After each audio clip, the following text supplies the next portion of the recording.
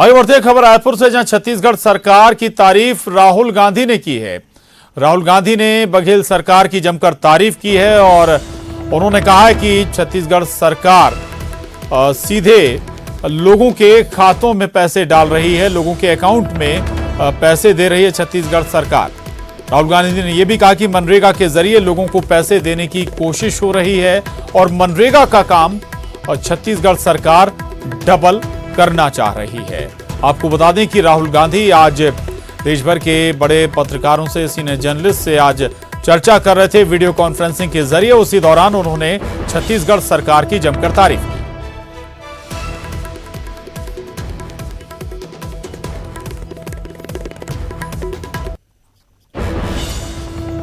Package होना चाहिए, वो कर्ज का पैकेज नहीं होना चाहिए।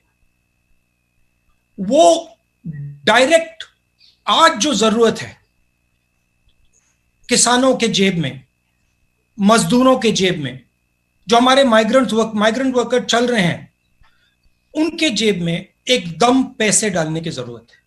और मैं आज भी विनती करता हूं, सरकार से विनती करता हूं कि आप कर्ज जरूर दीजिए, मगर भारत माता को अपने बच्चों के लिए साहूकार का काम नहीं करना चाहिए। रेटिंग के बारे में आज मत सोचिए, विदेश के बारे में आज मत सोचिए, आज हिंदुस्तान के बारे में सोचिए और इनको एकदम आप पैसा दीजिए और फिर देखिए जैसे ही ये लोग काम करना शुरू करेंगे रेटिंग बिल्कुल सही हो जाएगी, कोई प्रॉब्लम नहीं आएगी रेटिंग। हमें हिंदुस्तान के दिल को देखकर डिसीजन लेना है। मैं बस ये कहना चाहता हूं कि ये जो लोग सड़कों पे चल रहे हैं इनकी मदद हम सबको करनी है। सिचुएशन ये है कि बीजेपी सरकार में है और उनके हाथ में सबसे बड़े औजार है, तो उनको उनकी ज्यादा जिम्मेदारी बनती है। हम ऑपोजिशन में, हमारा भी काम है, हमारा संगठन है, हमारा भी काम है और जॉइंटली एक काम सबको करना पड़ेगा। स्टेट्स की कोऑर्डिनेशन में कोई कमी रह सकती है मगर उसको रिजॉल्व करना है। हम ये नहीं कह सकते कि हाँ भैया मध्य प्रदेश और इसके बीच में कोऑर्डिनेशन की कमी है, वो बात छोड़िए, रेजोल्यूशन की बात करते हैं, आगे बढ़ते हैं। और जो आंधी आने वाली है, क्योंकि आने वाली है, वो जो चैलेंज है उसको हम एक साथ मिलकर। तो राहुल गांधी आज पत्रकारों से उन्होंने बात की और जो महा पैकेज केंद्र के जरिए ऐलान किया गया है 20 लाख करोड़ का, उस पर भी उन्होंने बेबाकी से अपनी बात रखी। लेकिन इससे एक और महत्वपूर्ण बात, अगर हम मध्य प्रदेश छत्तीसगढ़ के लिहाज से बात करें, उन्होंने छत्तीसगढ़ सरकार की जमकर तारीफ की है। जो छत्तीसगढ़ में स्थितियां हैं, लगातार सरकार काम कर रही है मजदूरों के लिए, मजदूरों के खातों में पैसे डाल रही है। अवधेश, एक तो कोरोना से भी काफी हद तक छत्तीसगढ़ बचा हुआ है अभी भी, और दूसरे लिहाज से भी अगर हम देखें तो मजदूरों की या जो लोग हैं, किसान हैं, उनके खातों में पैसे भी जा रहे हैं। और यही एक वजह राहुल गांधी ने तारीफ भी की भूपेश सरकार की। बिल्कुल बिल्कुल आपने सही कहा। देखिए, जिस तरह से कोरोना को लेकर छत्तीसगढ़ 7 राज्यों की सीमा से घिरे होने के बाद भी अब तक जो संख्या है वो महज 66 तक पहुंची है। वो भी तब जब इसमें जमातियों के जुड़ने के बाद, श्रमिक जो प्रवासी श्रमिक है उनके जुड़ने के बाद अगर संख्या 66 तक पहुंची है, उसमें से भी 56 डिस्चार्ज हो चुके हैं, तो समझा जा सकता है कि एक और देश और दुनिया में जहाँ कोरोना से हाहाकार मचा हुआ है, छत्तीसगढ़ में स्थिति अब तक नियंत्रण में है। आगे क्या होगा इस बात की तमाम तैयारियां हैं। दूसरी बड़ी बात यह कि जिस तरह से राज्य सरकार ने मनरेगा के माध्यम से, और जो अभी कुछ दिन पहले एक आंकड़े आए, सरकार की ओर से आंकड़े जारी किए गए, उसमें यह बताया गया कि सर्वाधिक मानव दिवस निर्मित करने में छत्तीसगढ़ टॉप 10 राज्यों में शामिल है। सबसे ज्यादा मानव दिवस निर्मित छत्तीसगढ़ ने किया है, छोटे राज्य होने के बावजूद। मतलब समझा जा सकता है कि मनरेगा को लेकर जो काम धरातल पे हो रहे हैं उसकी प्रतिबिंब अब राष्ट्रीय स्तर पर दिखाई पड़ने लगी है। और यही वजह है कि राहुल गांधी ने तकरीबन 1.25 घंटे के प्रेस कॉन्फ्रेंस में केवल और केवल छत्तीसगढ़ राज्य का नाम लेते हुए छत्तीसगढ़ की तारीफ की कि जिस तरह से छत्तीसगढ़ में मजदूरों को, किसानों को सीधे पैसे दिए जा रहे हैं, उसी तर्ज पे राष्ट्रीय स्तर पे भी निर्णय लिए जाने चाहिए। लोगों को अभी ऋण की आवश्यकता नहीं, लोगों को पैसे की आवश्यकता है, इस तर्ज पे काम किया जाना चाहिए। दरअसल छत्तीसगढ़ में राजीव गांधी न्याय योजना का भी शुभारंभ 21 तारीख से होने जा रहा है। उसमें भी किसानों को सीधे जो पैसे का भुगतान किया जाएगा राज्य सरकार के द्वारा किया जाएगा। और सबसे बड़ी बात यह है कि राहुल गांधी ने अपने प्रेस वार्ता के दौरान जो बार बार न्याय योजना का जिक्र किया, प्रशांत, हम अपने दर्शकों को याद दिलाना चाहेंगे कि उस न्याय योजना का घोषणा राहुल गांधी ने छत्तीसगढ़ की राजधानी रायपुर की धरती पे की थी। और यही वजह है कि छत्तीसगढ़ में जो काम हुए हैं उसको लेकर आज राहुल गांधी ने प्रेस कॉन्फ्रेंस में तारीफ की है। जी, और बिल्कुल अब ये न्याय योजना छत्तीसगढ़ में शुरू भी होने जा रही है। अवधेश रहिएगा, आगे भी आपसे बात करेंगे। अगली खबर का रुख कर रहे हैं। केंद्र सरकार के आर्थिक पैकेज के विरोध में आज किसान संगठनों ने प्रदर्शन किया है। किसानों ने ये देशव्यापी आंदोलन है किसानों का, और जिसमें छत्तीसगढ़ किसान सभा ने भी विरोध दर्ज कराया है। सभा ने केंद्र सरकार पर किसानों के साथ धोखाधड़ी का आरोप लगाया है। इस प्रदर्शन में छत्तीसगढ़ से 25 से ज्यादा संगठन शामिल हैं। इनका कहना है कि सरकार ने अपनी योजनाओं और बजट में की गई घोषणाओं को ही घुमा फिराकर आर्थिक पैकेज में बदल दिया है। तो आज कई किसान संगठन साथ में आए हैं और पूरे देश के पैमाने पर 250-300 किसान संगठनों का ये साझा कॉल है। असल में लॉकडाउन के बाद जो परिस्थितियां बनी हैं, आप जानते हैं कि खेती किसानी पूरी तरीके से चौपट हो गई है और बड़े पैमाने पर इस देश में भूखमरी की समस्या बढ़ रही है। लोगों को तत्काल राहत की जरूरत है, लेकिन ये जो आर्थिक पैकेज जो घोषित किया गया है, देखने सुनने में 20 लाख करोड़ रुपए बहुत अच्छे लगते हैं, लेकिन ये अतिरिक्त सरकार कुछ नहीं खर्च कर रही। जो पहले से सरकार की योजनाएं चली आ रही है, बजट में जो प्रावधान किए गए थे, उन सब की रीपैकेजिंग की गई है। और इस समय सबसे बड़ी जरूरत लोगों को प्रत्यक्ष नकद की है।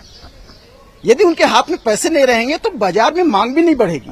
तो आप देखेंगे कि केवल 30-35 हजार करोड़ रुपए ही जो है। और अवधेश हमारे साथ लगातार बने हुए हैं। अवधेश, किसान संगठन, कई संगठन जुड़े हुए हैं, आज आंदोलन है इनका। अब विरोध ठीक है, लेकिन मांग क्या है, अब डिमांड क्या है इस विरोध के साथ साथ?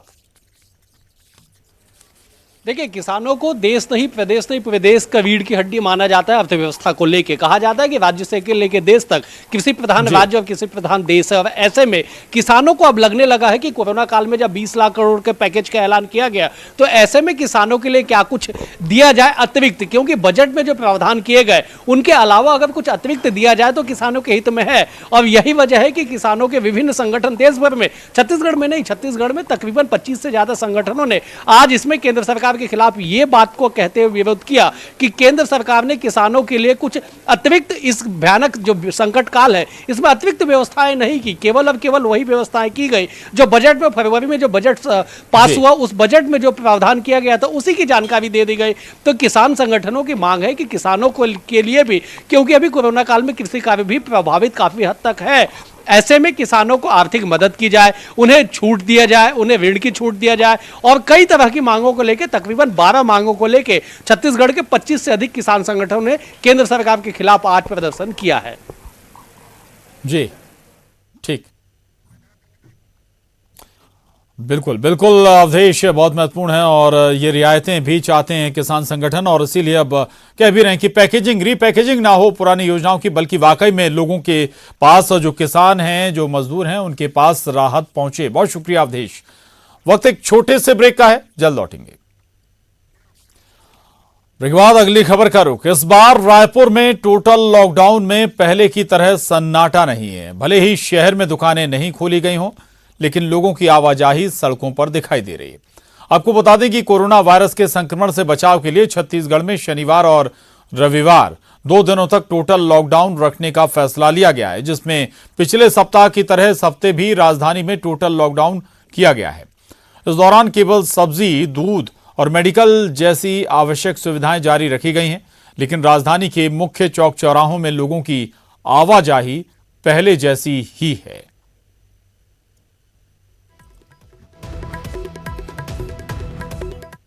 एक बार फिर से 2 दिनों का टोटल लॉकडाउन किया गया है, लेकिन इस टोटल लॉकडाउन में पहले जैसी तस्वीरें नहीं है। इस वक्त हम शहर के हृदय स्थल जयस्तंभ चौक में मौजूद हैं और यहाँ की तस्वीरें आप देखिए कि लोगों की आवाजाही जो है वो जारी है। हालांकि जो दुकानें हैं वो बंद है, तो इस टोटल लॉकडाउन में आवश्यक चीजें जो हैं वो खुली है। लेकिन जिस तरह से पहले सड़कों पर सन्नाटा पसरा हुआ रहता था, पहले लॉकडाउन के दौरान लोग नजर नहीं आते थे, कुछ वैसा नहीं दिख रहा है। जिस तरह से सामान्य आवाजाही लोगों की है वही यहाँ पर नजर आ रही है और पहले के लॉकडाउन से कुछ अलग ये दिखाई दे रही है। और जिस तरह से ये कहा जा रहा था कि 17 मई जब लॉकडाउन का तीसरा चरण पूरा होगा, तब अगर चौथे चरण पे लॉकडाउन पहुंचता है तब उसका रंग कुछ और होगा। उससे पहले ही ये रंग शायद राजधानी रायपुर में दिखने लगा है और यही वजह है कि लोग यहाँ पर अभी आपको दिखाई देंगे, जो कि आमतौर पर जब लॉकडाउन होता था तब सन्नाटा पसरा हुआ होता था, लेकिन अभी सड़कों पर जिस तरह की हलचलें हैं उससे ये पता चलता है कि लोग घर से निकल रहे हैं। और ऐसे में अगर सरकार द्वारा, पुलिस प्रशासन द्वारा सख्ती भी बरती जाती है तो उसका भी असर यहाँ पर दिखाई नहीं दे रहा है। कैमरा पर्सन रोहित श्रीवास्तव के साथ देवव्रत भगत, न्यूज 18 रायपुर। तो देवव्रत, 2 दिन रविवार शनिवार रविवार दोनों दिन लॉकडाउन है, कुछ विशेष सेवाएं ही खुली हुई हैं। देवव्रत, ये बताइए, लोग बाहर निकल जरूर रहे हैं लेकिन सोशल डिस्टेंसिंग का पालन हो रहा है?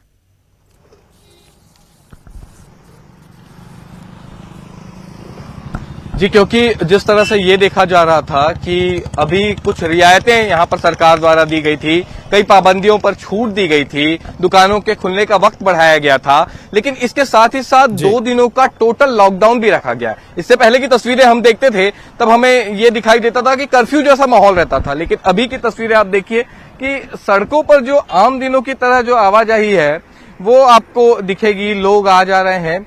और जिस तरह की जो सख्ती अब तक के पुलिस की देखी जा रही थी वो सख्ती तो हालांकि दिखाई नहीं दे रही है, लेकिन लोग अभी जागरूकता के तौर पे यहाँ पे खड़े हुए हैं। यहाँ पे आपको एनसीसी के नेवी विंग के कैडेट्स दिखाई देंगे, पुलिस के जवान दिखाई देंगे, जो अभी समझाइश दे रहे हैं कि घर से आप बाहर मत निकलिए जब तक जरूरी ना हो।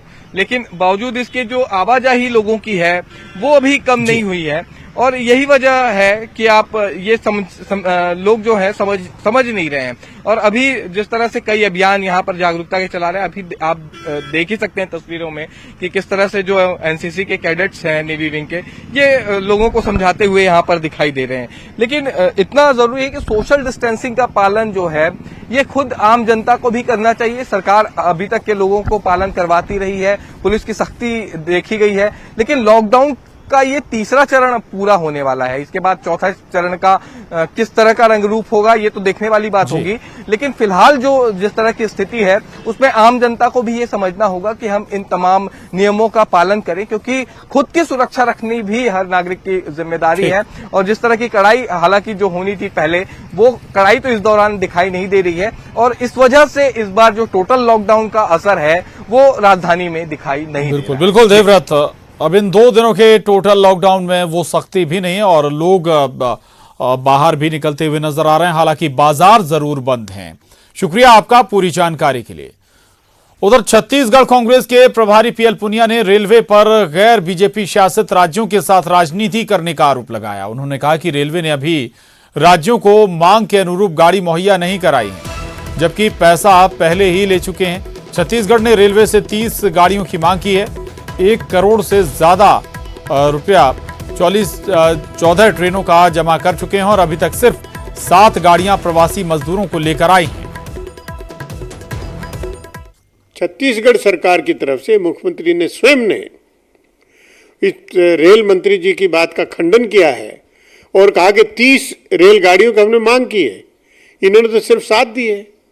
1 करोड़ से ज्यादा पैसा एडवांस 14 गाड़ियों का वो जमा किए हुए हैं, तो इसका भी तो जवाब दे देते।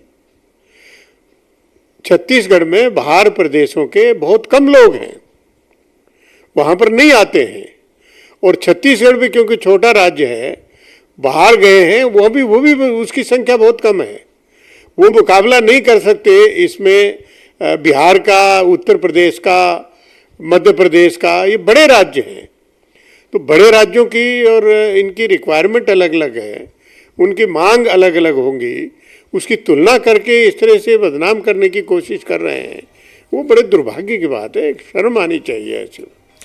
उधर पुणे के रेड जोन से पैदल चलकर राजनांदगांव पहुंची महिला ने एक बच्ची को जन्म दिया। महिला कभी बस से तो कभी पैदल चलकर बगनदी बॉर्डर पर पहुंची, जहां उसे प्रसव पीड़ा शुरू हुई, जिसके बाद पुलिसकर्मियों ने तुरंत उसे स्थानीय स्वास्थ्य केंद्र में भर्ती कराया, जहां महिला ने एक स्वस्थ बच्ची को जन्म दिया। जच्चा बच्चा दोनों स्वस्थ हैं। महिला की इस डिलीवरी पर छत्तीसगढ़ के डीजीपी ने भी ट्वीट किया है और महिला की सुरक्षित डिलीवरी पर खुशी जताई।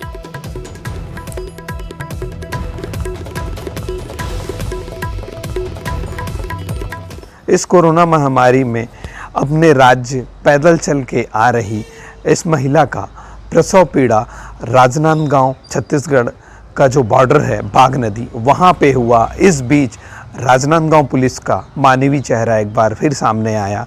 पुलिस ने इस महिला को सामुदायिक स्वास्थ्य केंद्र ले जाकर प्रसव कराया और जच्चा बच्चा दोनों सुरक्षित है। राकेश यादव, न्यूज़ 18, राजनांदगांव। और शुक्रवार की देर शाम कोविड-19 को लेकर छत्तीसगढ़ से बुरी खबर आई कि एक साथ 6 नए मरीजों की जब पुष्टि हुई। कोरिया जिले में एक और जांजगीर जिले में 5 नए कोरोना मरीज मिले। नए मरीजों के मिलने के बाद छत्तीसगढ़ में एक्टिव मरीजों की संख्या 4 से बढ़कर 10 पहुंच गई है। तो वहीं मरीजों की कुल संख्या बढ़कर अब 66 हो गई है, जिनमें से 56 स्वस्थ होकर डिस्चार्ज हो चुके हैं। वहीं स्वास्थ्य विभाग के अधिकारियों ने नए मरीजों की पुष्टि करते हुए बताया कि सभी के सैंपल जांच के लिए रायपुर मेडिकल कॉलेज भेजे गए थे, जहां रिपोर्ट पॉजिटिव आई है। दरअसल ये तीसरा मौका है जब छत्तीसगढ़ राज्य में कोरोना की वापसी हुई है। इससे पहले भी 3 बार ऐसा मौका आया कि मानो छत्तीसगढ़ कोरोना मुक्त हो जाएगा।